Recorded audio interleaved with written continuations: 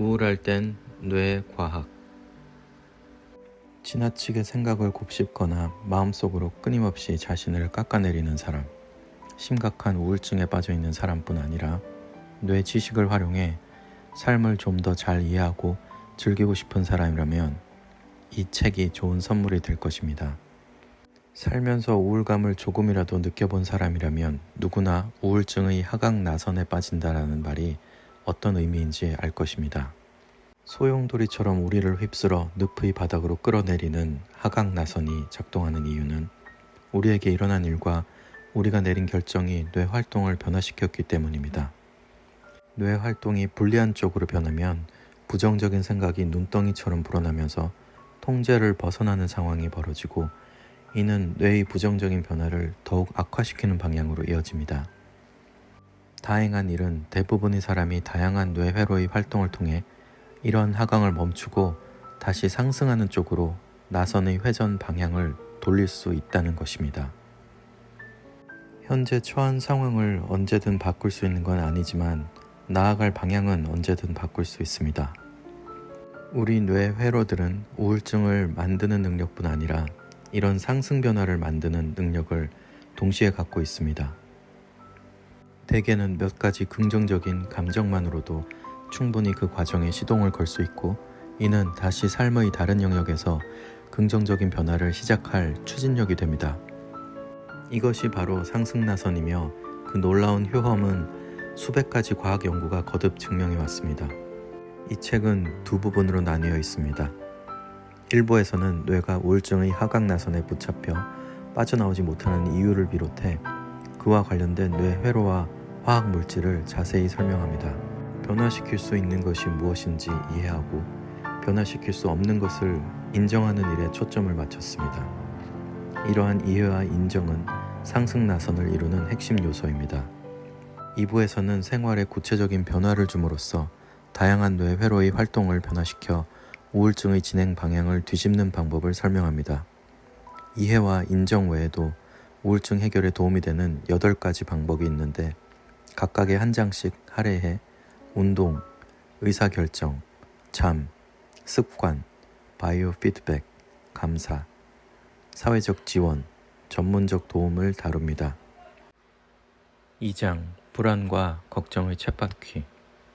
정확히 왜 걱정하는지 설명하기는 어렵지만 우리는 분명 걱정을 하고, 걱정은 순조로운 삶을 방해한다. 걱정과 불안은 우울증의 두 가지 큰 증상이자 원인이기도 하다. 너무 불안해하거나 너무 걱정을 많이 한다고 자신에게 화를 낼 필요는 없다.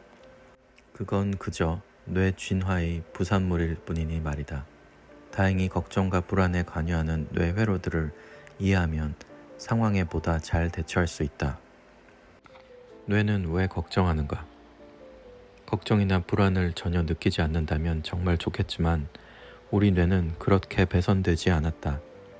계획을 세우고 문제를 해결하며 의사를 결정하도록 돕는 회로들이 우리를 걱정으로 몰아가는 바로 그 회로들이다. 위험에서 우리를 지켜주는 회로들은 불안을 야기하는 회로들과 동일하다. 계획을 세우거나 문제를 해결할 땐 자기 자신 또는 그 밖의 정보 조각들을 미래에 투사하고 그에 따라 예상되는 결과에 어떤 감정이 들지를 평가하는 과정이 포함된다. 걱정도 이런 과정에 따라 유발되지만 계획을 세우거나 문제를 해결할 때와 달리 걱정에는 좀 더 부정적인 감정이 채색되어 있다는 점만이 다르다. 걱정은 기분을 저조하게 만들고 기분이 나빠지면 걱정이 더 심해지니 그야말로 전형적인 하강나선이다. 걱정과 불안의 신경과학적 차이. 한마디로 걱정은 잠재적 문제에 대해 생각하는 것이고 불안은 잠재적 문제를 느끼는 것이다. 어떤 차이가 있든 걱정과 불안은 우리 순조로운 삶을 방해한다. 계획 회로와 문제 해결 회로를 걱정하는 데 다 쓰면 더 중요한 일에 사용할 부분이 남지 않는다. 업무에 집중하지 못하고 대인관계도 더 어려워진다. 가장 중요한 문제는 사람을 지치게 한다는 것이다. 불안하면 대부분의 상황을 필요 이상으로 어렵게 느끼는데, 그러면 진이 빠져 기쁨을 느낄 여력이 없어진다. 통제할 수 있는 일에 주의를 집중하라.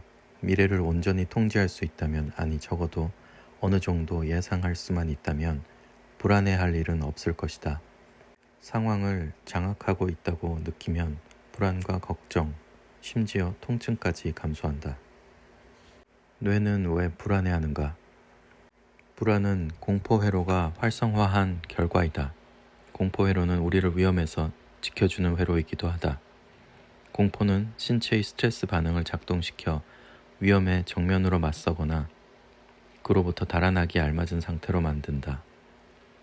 불안과 공포가 뇌와 신체에서 동일한 스트레스 반응을 일으키긴 하지만 이 둘은 엄연히 다르다. 불안과 공포의 차이는 잠재적 위험과 실제 위험의 차이다. 공포는 바로 지금 여기에 실제하는 진짜 위험에 대한 반응이지만, 불안은 단지 일어날 수도 있는 사건, 예측하거나 통제하지 못하는 사건에 대한 염려다. 심호흡을 하라. 천천히 깊이 호흡하라. 천천히 들이쉬고 내쉬면 실제로 교감신경의 흥분을 가라앉혀 스트레스를 줄일 수 있다. 그리고 웬만하면 만족하라.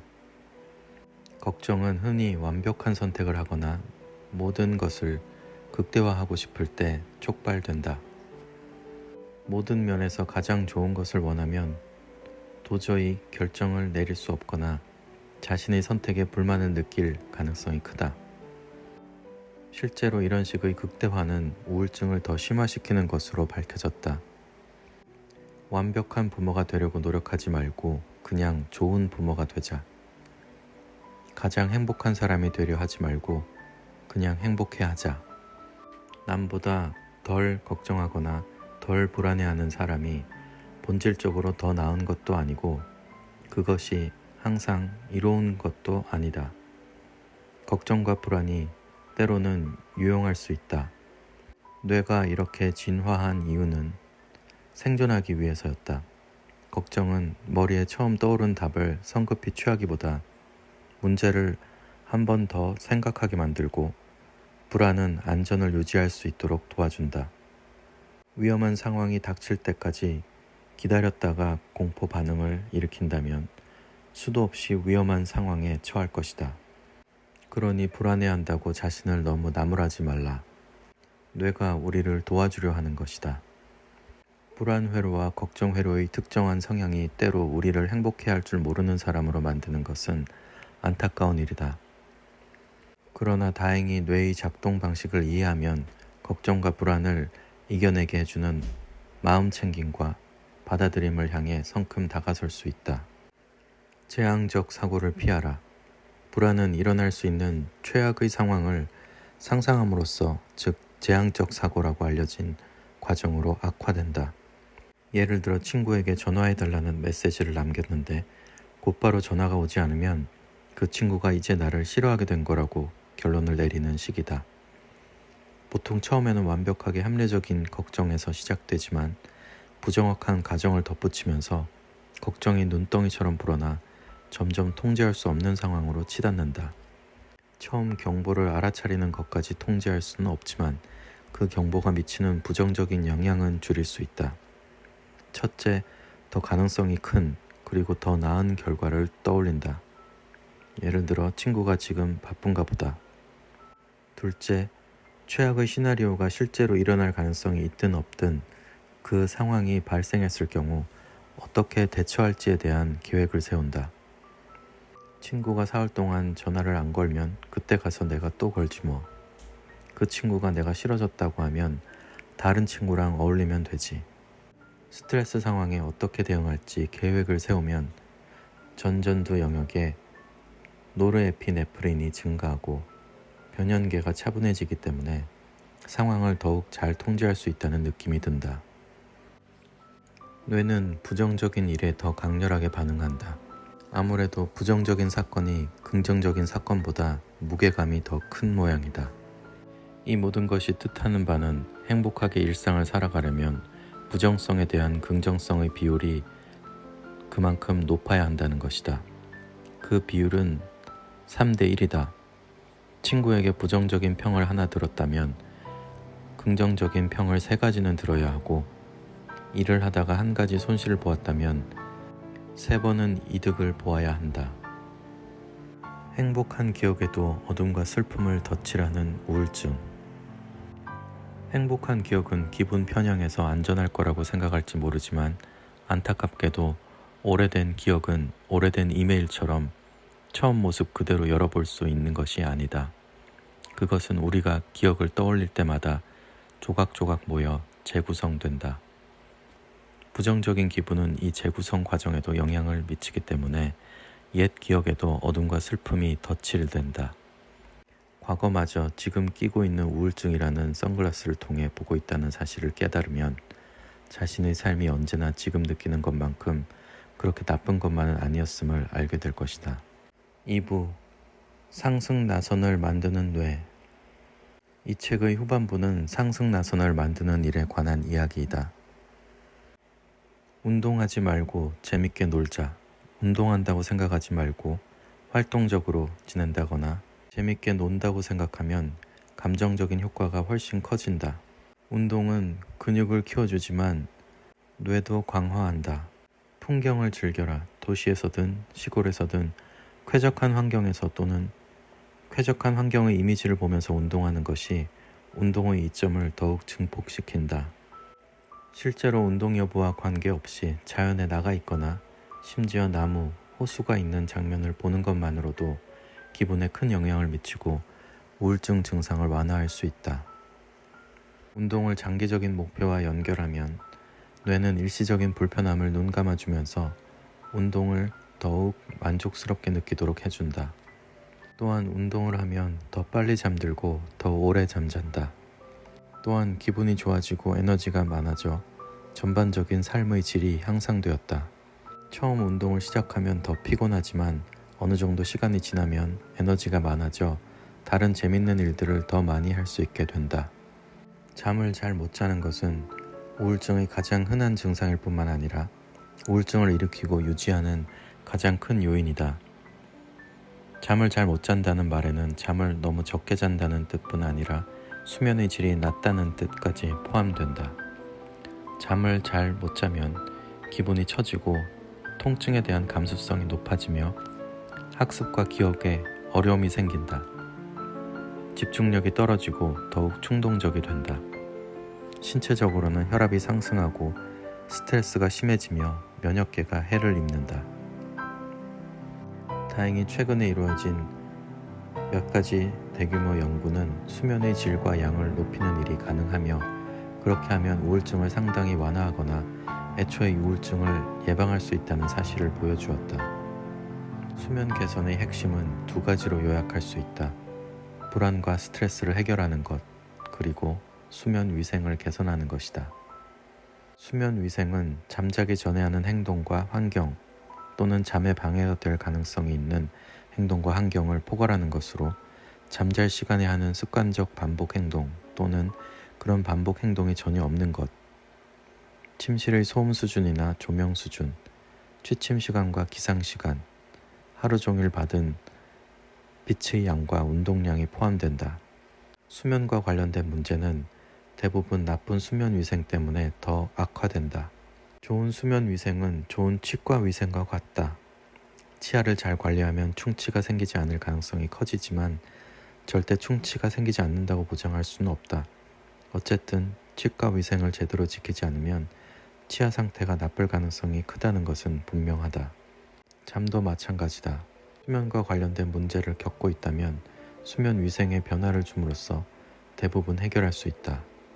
수면은 매우 섬세한 구조물로 깨어있는 동안의 생활에 영향을 받으며 수면의 질은 다시 삶의 질에 큰 영향을 미친다. 그야말로 상승 나선이 어떤 것인지 보여주는 훌륭한 예인 셈이다. 해가 진 뒤에는 밝은 빛을 피하라. 어둠 속을 걸어 다닐 필요까지 없지만 잠잘 시간이 가까워지면 집안의 조명은 대부분 끄는 것이 좋다. 잠을 자려 할 때는 침실을 아주 어둡게 해두어야 한다.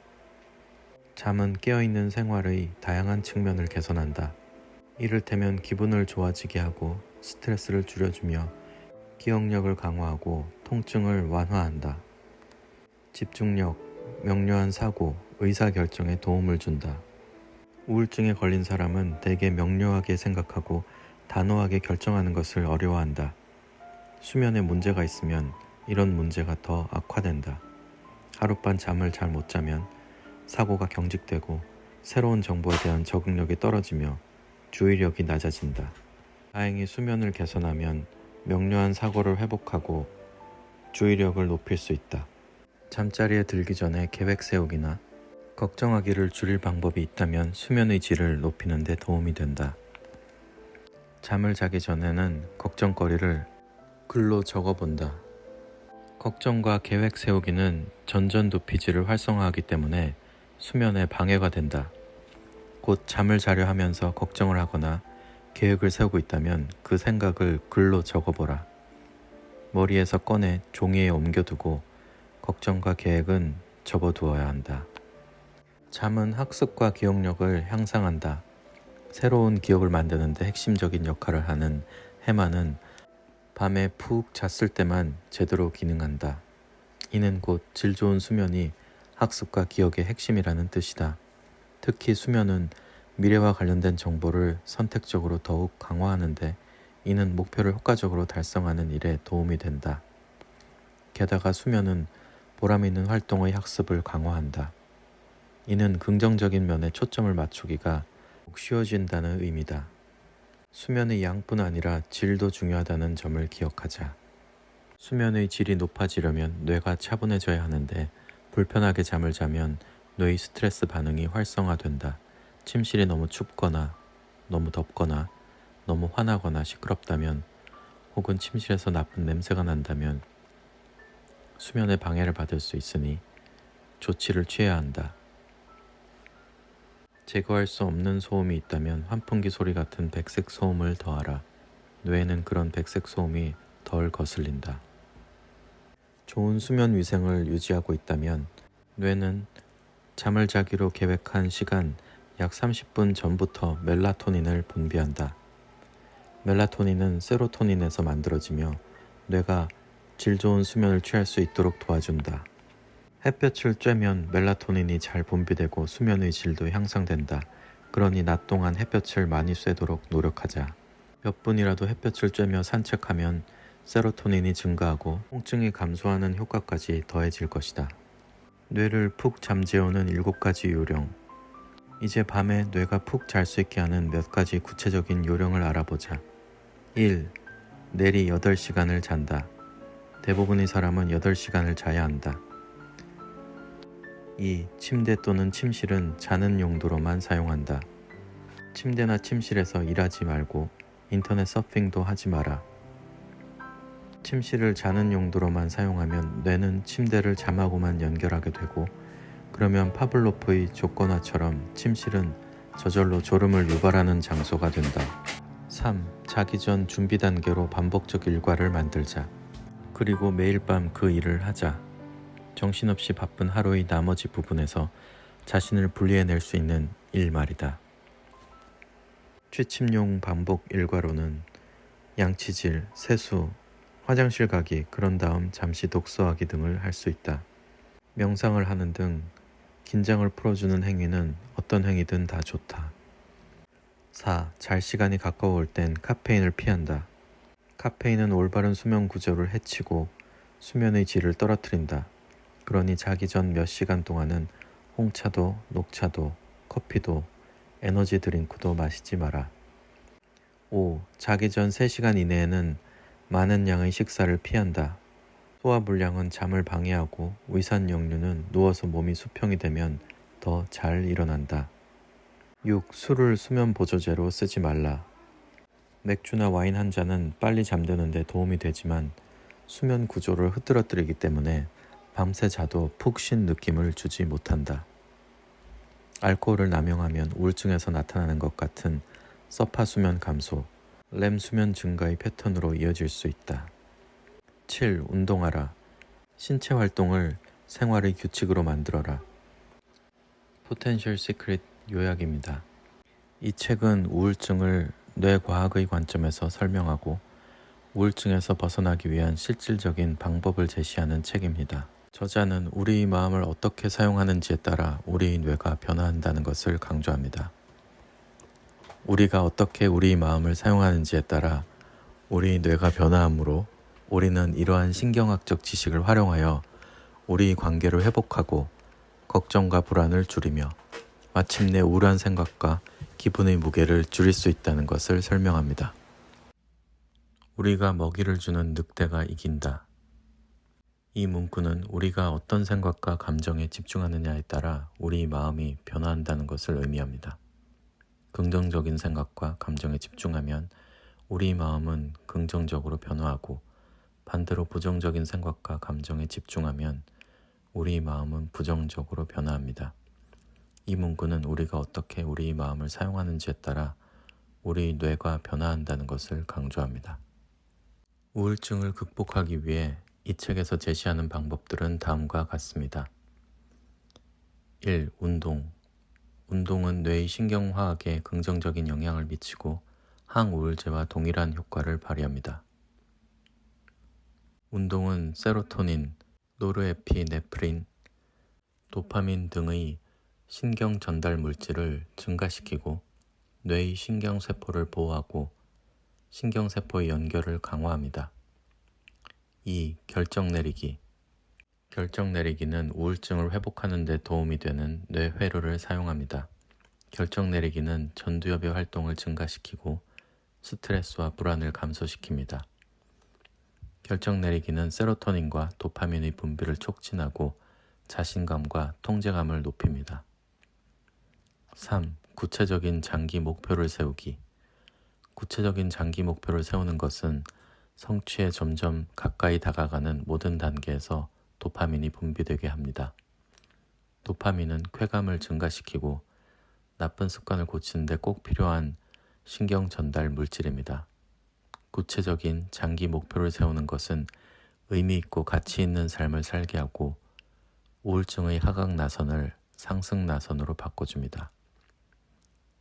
4. 좋은 수면 위생. 좋은 수면 위생은 스트레스를 줄여주고 기억력을 강화하고 통증을 완화합니다. 수면은 집중력, 명료한 사고, 의사결정에도 도움을 줍니다. 수면은 멜라토닌이라는 신경 전달 물질을 분비하게 하고 세로토닌과 도파민의 균형을 맞춰줍니다. 5. 좋은 습관 만들기. 좋은 습관 만들기는 행복한 기억을 되새기게 하고 뇌의 신경화학에 긍정적인 영향을 미칩니다. 좋은 습관으로는 햇볕 쬐기, 마사지 받기, 운동하기 등이 있습니다. 햇볕 쬐기는 멜라토닌과 세로토닌의 분비를 조절하고 마사지 받기는 옥시토신과 엔돌핀의 분비를 증가시킵니다. 6. 감사하기. 감사하기는 삶의 조건에 따라 흔들리지 않기 때문에 부정성을 무너뜨리는 막강한 해독제입니다. 감사하기는 전두엽의 활동을 증가시키고 스트레스와 불안을 감소시킵니다. 감사하기는 세로토닌과 도파민의 분비를 증가시키고 옥시토신과 엔돌핀의 분비를 유도합니다. 7. 그저 사람들 속에 있기. 그저 사람들 속에 있기는 친구, 가족, 모르는 사람이 기분을 좋아지게 할 수 있으며 불안감이 해소됩니다. 또한 행복감은 전염됩니다. 그저 사람들 속에 있기는 옥시토신과 엔돌핀의 분비를 증가시키고 세로토닌과 도파민의 균형을 맞춰줍니다. 8. 전문가라는 도구. 전문가라는 도구는 심리치료, 전문 치료사와의 상담이나 약물 치료로 세로토닌을 강화하고 뇌 회로의 조율을 바꿔줍니다. 전문가라는 도구는 우울증의 원인과 증상을 정확하게 진단하고 개인에 맞는 치료 방법을 제시합니다. 책에서 제시하는 방법들은 모두 뇌 과학의 근거에 바탕을 두고 있으며 우울증에서 벗어나기 위해 실천 가능한 행동과 방법입니다. 이 책을 읽어보시면 우울증의 원인과 증상을 이해하고 뇌 회로를 바꾸는 방법을 알 수 있습니다.